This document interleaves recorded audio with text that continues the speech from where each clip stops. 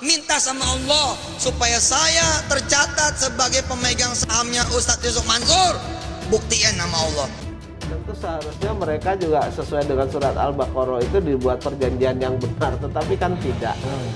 Nah, ini menurut saya, apalagi setelah kita dapat profilnya, setelah saya dapat profilnya, ternyata di dalam PT Indexindo tidak ada kepemilikan pihak lain kecuali Yusuf Mansur dan PT Peritrust Sentosa Internasional, kan begitu.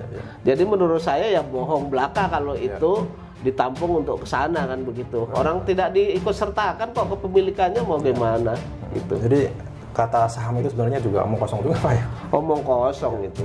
Dan juga ya perlu kita kejar nanti ini, mudah-mudahan Pak Kapolri. Lihat layar @yusuf_mansur www.patunganusaha.com.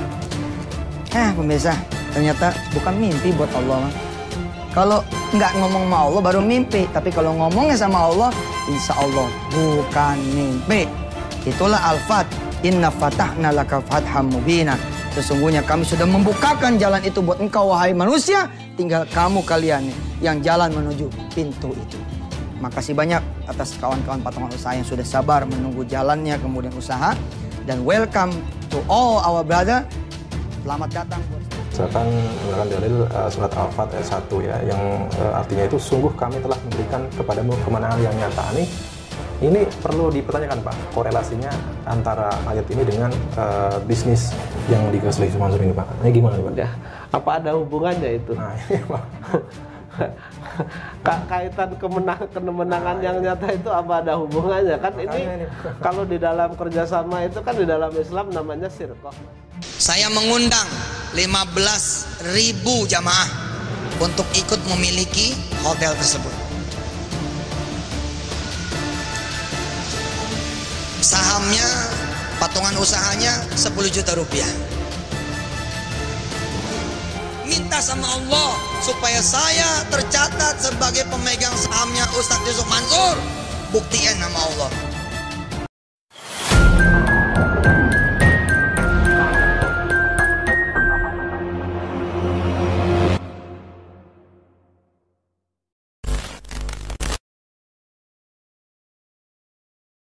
Oke, Pak Zaini, di video tadi Yusuf Mansur menawarkan bisnis ini dengan kata saham. Ya, target 15.000 lembar saham. Arti dari kata saham ini kan berarti mereka yang berinvestasi atau investor ini berhak atas kepemilikan sebuah aset, begitu, Pak. Nah, ini di sertifikat para investor ini tidak menyatakan apapun bahwa mereka memiliki saham, itu tidak ada, Pak. Jadi gimana ya, Pak? Jadi begini, sebenarnya ketika orang berinvestasi, apalagi itu dijanjikan dengan saham, saham itu kan bisa berwujud bentuknya saham, jadi dikeluarkan seperti surat berharga lah begitu, atau tidak berwujud tetapi tercatat di dalam akte, Mas. Ya. Nah, kalau ini berkaitan dengan investasi Hotel City, saya pastikan sesuai dengan profil yang saya dapat, yang saya download dari Departemen Kehakiman dan Hak Asasi Manusia, itu tidak ada investor lain di sana. Pemegang sahamnya di dalam PT Inek Arsindo itu, pemegang sahamnya saat ini yang terakhir saya dapat itu hanya 2 pihak. Pihak pertama Yusuf Mansur, kemudian pihak kedua PT PSI, Peritrust Sentosa Internasional. Artinya tidak ada kepemilikan pihak lain, itu tidak ada begitu. Sehingga kalau itu dulu ditawarkan bahwa untuk memiliki itu dasarnya di mana, kan begitu. Terus uangnya untuk apa juga kita nggak ngerti, karena di sana hanya Yusuf Mansur dan PSI. Itu atau Paytrend itu, Mas, begitu. Jadi kalau orang-orang desa ya, orang-orang yang tidak mengerti soal investasi saham itu apa, ketika ditawarkan dengan kata nama saham, pasti mereka sangat tertarik gitu ya. Dan apalagi dalam sebuah tayangan di televisi saat ditawarkan bisnis ini, Yusuf Mansur bahkan menggunakan ayat atau dalil Al-Quran begitu ya. Lihat layar @yusuf_mansur www.patunganusaha.com. Pemirsa, ternyata bukan mimpi buat Allah mah. Kalau nggak ngomong sama Allah baru mimpi. Tapi kalau ngomongnya sama Allah, insya Allah bukan mimpi. Itulah al-fat. Inna fatahna laka fatham mubina. Sesungguhnya kami sudah membukakan jalan itu buat engkau wahai manusia. Tinggal kamu kalian nih yang jalan menuju pintu itu. Makasih banyak atas kawan-kawan patungan usaha yang sudah sabar menunggu jalannya kemudian usaha. Dan welcome to all our brother. Selamat datang buat seluruh. Akan menggunakan dalil surat Al-Fat ayat 1 ya, yang artinya itu sungguh kami telah memberikan kepadamu kemenangan yang nyata. Ini perlu dipertanyakan Pak, korelasinya antara ayat ini dengan bisnis yang digagas oleh Yusuf Mansur ini Pak. Ini gimana nih Pak? Ya, apa ada hubungannya itu? Nah, ini Pak. Kaitan kemenangan yang nyata itu apa ada hubungannya kan? Ini kalau di dalam kerjasama itu kan di dalam Islam namanya sirqah Mas. Okay. Tentu seharusnya mereka juga sesuai dengan surat Al-Baqarah itu dibuat perjanjian yang benar, tetapi kan tidak. Betul. Nah ini menurut saya, apalagi setelah kita dapat profilnya, setelah saya dapat profilnya ternyata di dalam PT Indexindo tidak ada kepemilikan pihak lain kecuali Yusuf Mansur dan PT Peritrans Sentosa Internasional kan begitu. Jadi menurut saya ya bohong belaka kalau itu ditampung untuk ke sana kan begitu. Orang tidak diikut sertakan kok kepemilikannya mau gimana gitu. Jadi kata saham itu sebenarnya juga omong kosong juga Pak ya. Omong kosong itu. Dan juga ya perlu kita kejar nanti ini, mudah-mudahan Pak Kapolri, Pak Kejaksaan Agung mendengar ini sehingga mau nanti untuk menggali perkara ini karena ini sudah meresahkan seluruh rakyat ya. Setidak-tidaknya ribuan rakyat Indonesia yang sudah dibuat resah dengan Yusuf Mansur ini, sehingga harapan saya Pak Kapolri, Pak Kapolri, Kejaksaan Agung, kemudian Pak Presiden dan pembantunya mau membantu masyarakatnya ini, gitu. Mau membantu masyarakatnya dan membuka perkara ini seterang-terangnya sehingga mempunyai kepastian hukum begitu rakyat ini gitu. Kalau selama ini kan nggak ada kepastian hukum ini. Baik. Mereka sudah keluar uang tapi nggak ada kepastian hukumnya. Gitu. Dan ini yang disayangkan juga ya, ini terkesan seperti menggunakan agama untuk kepentingan bisnis semata Pak ya. Ya. Oke, baik Pak. Ya, jadi seharusnya mereka, menurut pandangan saya, kalau mereka akan mengutip suatu ayat itu apa topiknya, kemudian apa Al-Qur'annya, apa hadisnya, apa ijma'nya, apa kiasnya, apa pendapatnya para ini ya ulama kan begitu. Ini kan hanya mengutip dan yang gak jelas gitu loh. Dicocok-cocokkan. Yang menang siapa sekarang? Orang seperti Mas Soeharto mau minta uang kembaliannya pokoknya saja tidak dikasih. Yang menang siapa? Selain dengan kata saham dan juga menggunakan dalil ayat Al-Quran tadi, ya tentunya kita patut bertanya mengapa sampai sekian banyak ya orang-orang awam itu tertarik untuk mengikuti bisnis Yusuf Mansur. Nah, ini saya mendapat sebuah sertifikat ya, foto sertifikat dan di mana terdapat di situ syarat-syarat dan ketentuan bisnis ini ya. Tetapi perlu digarisbawahi, munculnya syarat dan ketentuan ini muncul secara sepihak Pak. Jadi syarat dan ketentuan ini tidak dibuat secara bersama-sama Pak. Dan juga sertifikat ini ada 3 macam kalau salah. Ada yang 1 juta, ada yang 10 juta, ada yang 12 juta. Nah, yang 12 juta ini muncul belakangan ya, yang ada syarat dan ketentuannya. Yang 10 juta dan yang 1 juta itu nggak ada sama sekali. Dan seperti yang sudah disampaikan Mas Soeharto kemarin, tentunya ada poin-poin yang membuat para investor ini ya, ini tergiur dengan bisnis ini. Misalnya kita baca saja Pak ya. Mulai yang pertama, sertifikat ini merupakan bukti keikutsertaan patungan usaha Ustadz Yusuf Mansur ya. Cuma berupa bukti saja, bukti sertifikatnya, bukan saham ya. Sertifikat ini tidak dapat dijaminkan ke bank atau pihak manapun. Ya, ini nomor 2. Yang nomor 3, jangka waktu kepesertaan adalah 10 tahun dan tidak dapat dicairkan sebelum waktu 10 tahun lamanya. Nah, ini yang dipertanyakan. 10 tahun itu para investor harus menunggu tanpa boleh dicarikan, tetapi nyatanya itu tidak ada laporan keuntungan, tidak ada laporan apapun Pak. Ini gimana ya Pak? Ya, begini. Nggak bisa diambil, Ya. tapi juga nggak bisa ditanyakan ini uangnya digunakan untuk apa, keuntungannya berapa sekian gitu kan. Ya, inilah bentuk menurut saya sudah bentuk penyelewengan. Iya gitu kan. Ketika itu menarik investor itu untuk kepentingan, kalau seperti Mas Warto jelas untuk investasi hotel kan begitu. Iya. Seharusnya kan mereka dikasih penjelasan. Dikasih penjelasan. Setidak-tidaknya sebagai itikat baik lah begitu. Laporan untung dan ruginya. Rugi labahnya dilaporkan. Begitu sudah sampai waktunya, tentu ketika itu diminta pokoknya kan seharusnya dikembalikan itu pokoknya, ya kan?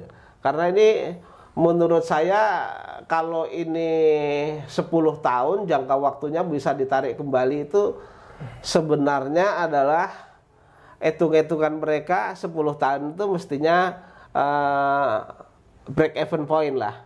Sudah kembali, sudah nol. Sehingga mereka modalnya sudah kembali, bisa dikembalikan, kemudian bisa mengasih keuntungan 8% itu setiap tahunnya.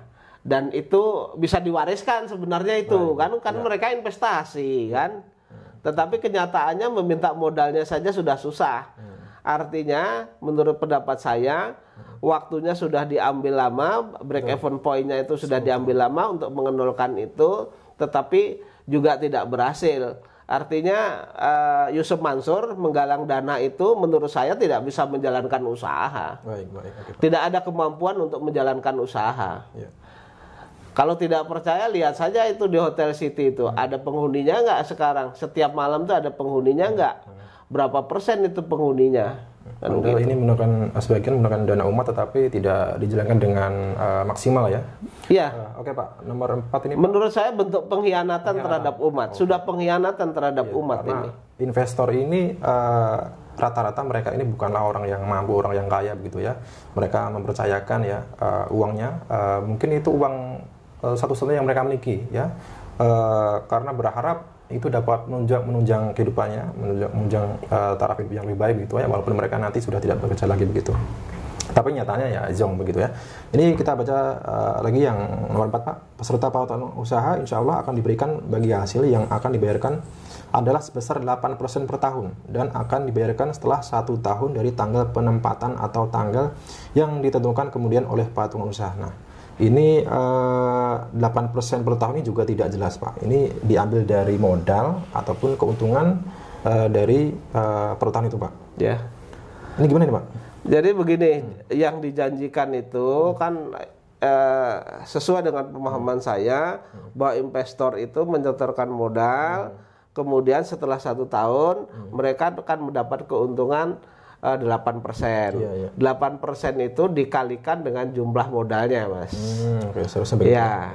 Jadi sebenarnya 8% 1 tahun itu kecil, Mas. Tidak sampai 1% kan 1 tahun itu. 1 bulan tidak sampai 1%. Tapi kenyataannya kan kenyataannya hampir semua dari investor ini setelah mereka menyetor 1 tahun sampai dengan saat ini sudah berjalan 10 tahun kan tidak ada yang diberikan keuntungan. Betul, Pak. Iya, tidak ada yang diberikan keuntungan. Bahkan setelah 10 tahun ini jatuh tempo, seharusnya Yusuf Mansur mengembalikan modalnya, ternyata juga tidak dikembalikan modalnya. Dan dengan susah payah orang menarik modalnya sampai dengan melakukan gugatan dan lain sebagainya. Ini adalah bentuk ketidakpertanggungjawaban dari Yusuf Mansur. Dan kalau ditarik ke benang merahnya bahwa mereka itu mengajak investor dengan menjanjikan keuntungan 8%, ya, kemudian nanti setelah 10 tahun bisa ditarik kembali. Kemudian kenyataannya kan tidak menggerakkan orang lain untuk menyerahkan uang kan. Ini sebenarnya sudah masuk pasal 378 itu penipuan. Kemudian ketika orang mau menarik uangnya sendiri setelah jatuh tempo tidak bisa, masuk penggelapan, Mas. Jadi 378, 372-nya masuk menurut saya. Penipuan penggelapannya masuk. Ini jelas.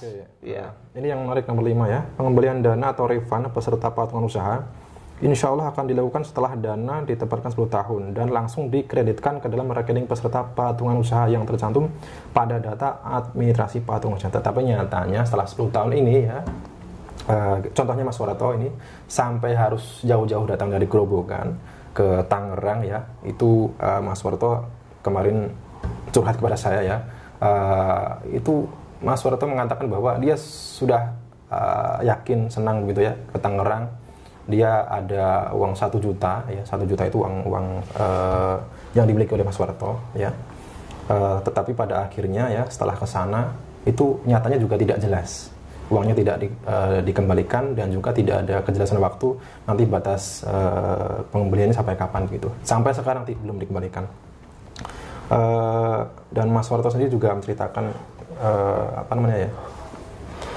Ya kalau orang ya seperti Mas Warto begitu ya, mungkin dengan uang segitu ya, 1 juta ke Jakarta atau Tangerang ya, itu sudah habis buat ongkos tiket, PP ya, kemudian juga apa namanya untuk akomodasi, untuk biaya makan. Itu Mas Warto sampai harus merelakan apa ya, sampai diirit-irit begitu ya. Mau makan ini ditahan, mau pengen itu ditahan, supaya uangnya cukup nanti bisa sampai pulang ke rumah begitu ya. Tetapi nyatanya uang 12 juta yang Mas Warto investasikan itu ternyata belum juga dikembalikan begitu.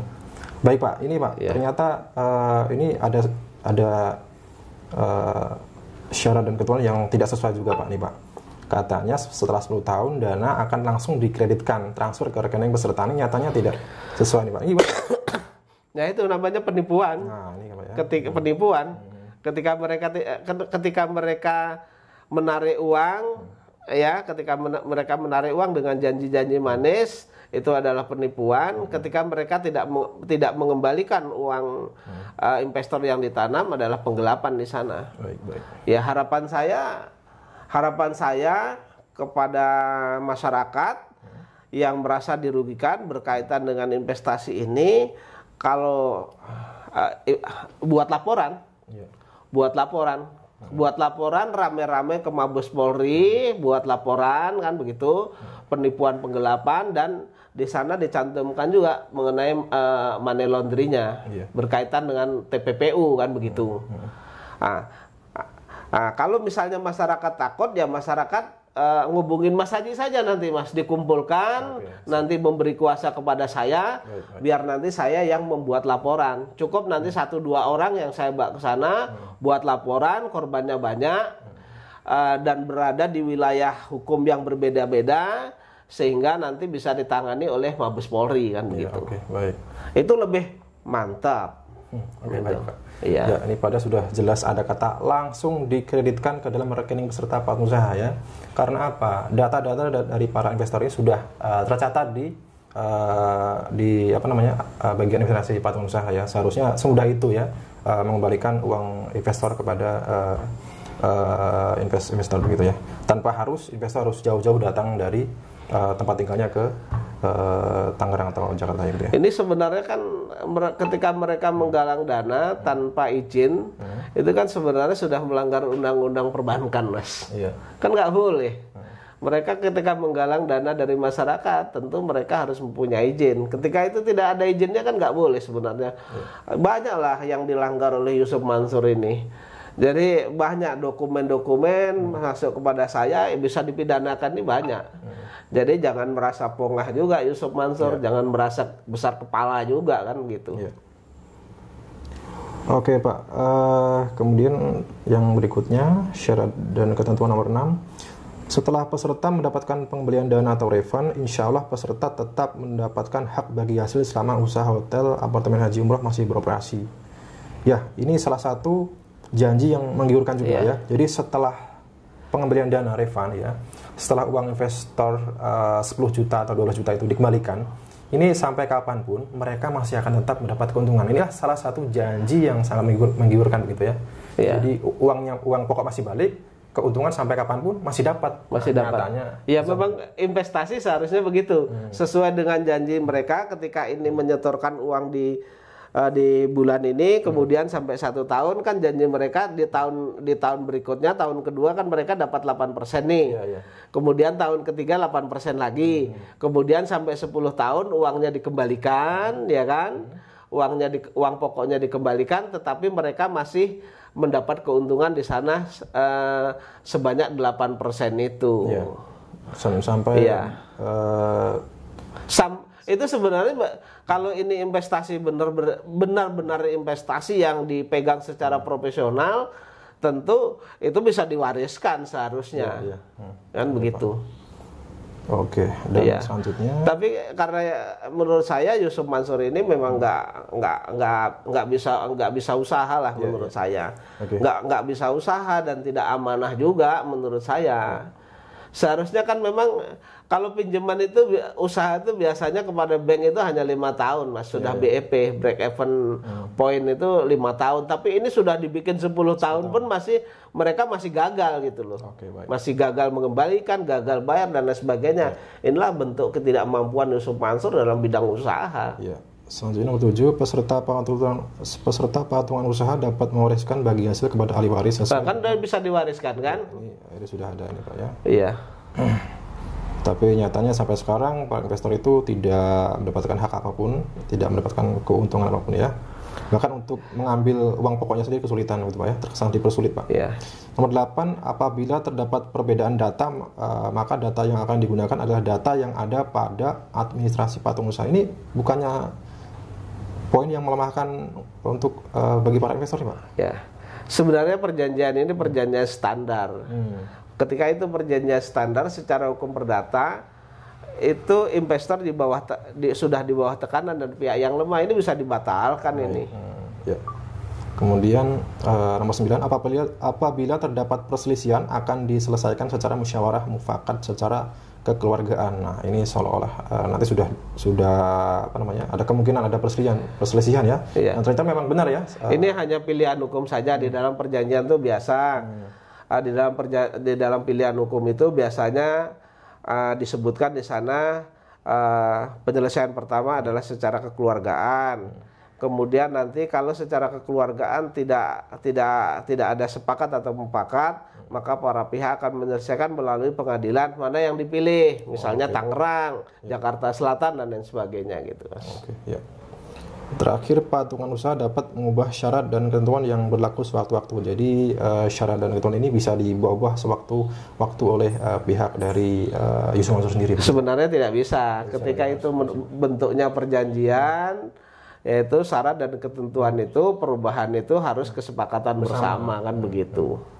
Nah ini banyak hal-hal yang bisa dibatalkan lah itu. Ini kesimpulannya, ini posisi lemah ada di investor begitu Pak ya? Posisi lemah ada di investor. Karena memang pembuatan syarat dan ketentuan ini tidak dilakukan ya, sesuai dengan kesepakatan bersama ya. Ini bisa dan ini bukan hanya melakukan investor saja, malah investor itu kan nggak bisa narik uangnya kembali. Iya. Yang dia janjikan sendiri saja sudah tidak bisa mengembalikan kan.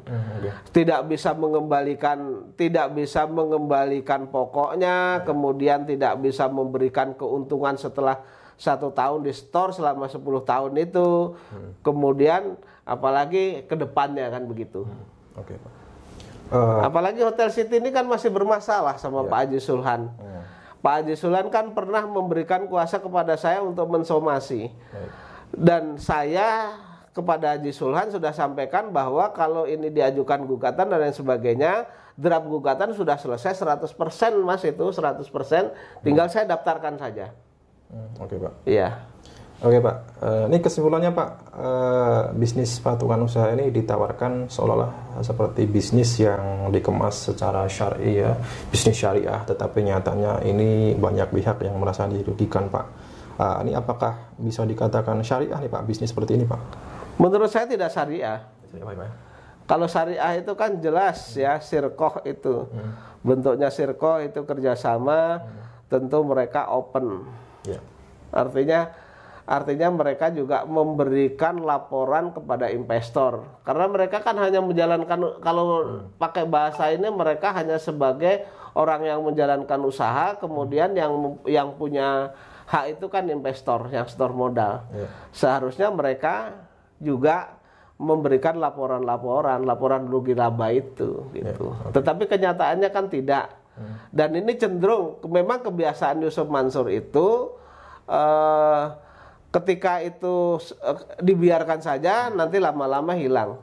Sebenarnya batu bara begitu juga, begitu loh.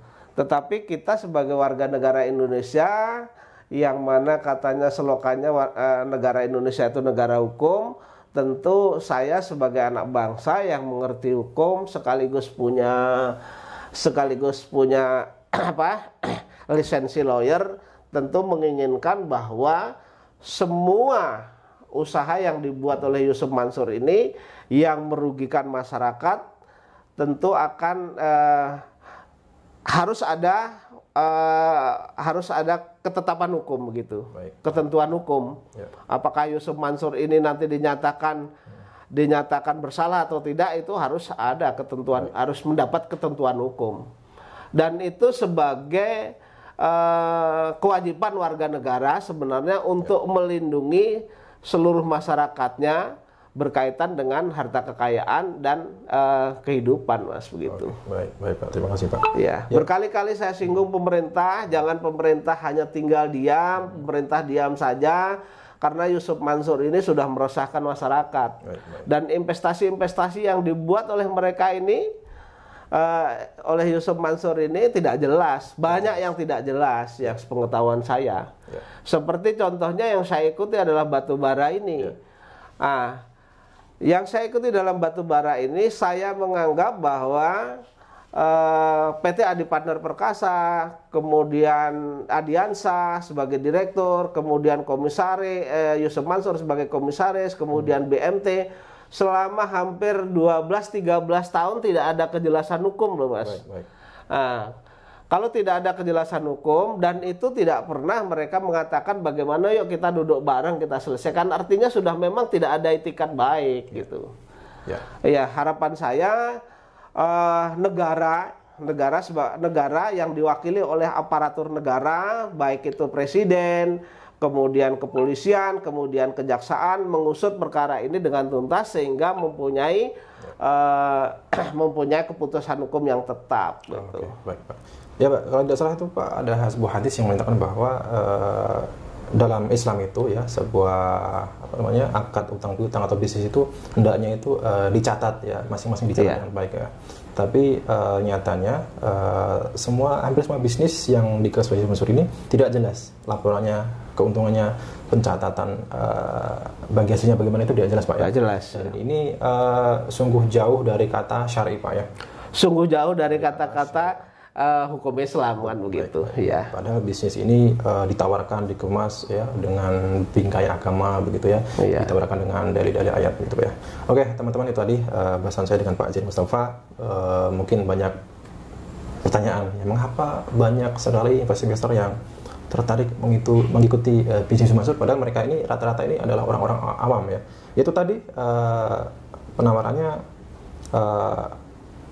ditawarkan secara menggiurkan begitu ya. Ada kalimat bahwa investor ini akan mempunyai saham gitu ya, dan juga penawarannya juga dengan menggunakan dalil-dalil ayat Al-Quran ya, dan juga janji-janji yang ditawarkan ini cukup menggiurkan juga. Tetapi nyatanya hasilnya ini jauh dari harapan para investor sendiri. Baik ya, penutup Pak Zaini mungkin ada yang ingin disampaikan?